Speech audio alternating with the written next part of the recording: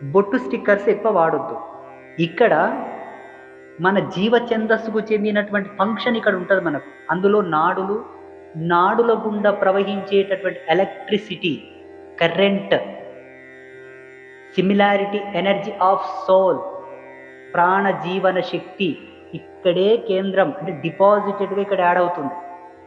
మీరు ఆ స్టిక్కర్ వెనకాల అతికే ద్రవం ఉంటుంది చూడండి, దాట్స్ మోస్ట్ డేంజరస్ కెమికల్.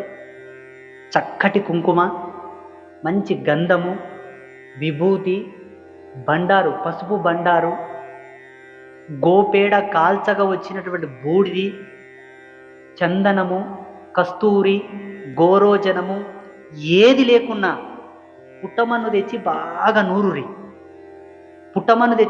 నూరి మోటు బట్టతోటి వస్త్రఘాళితం చేయండి. దుమ్మొస్తుంది. వచ్చినటువంటి వస్త్రఘాళితాన్ని మళ్ళీ 2 మడతల బట్ట పెట్టి మళ్ళీ గాలించుర్రి.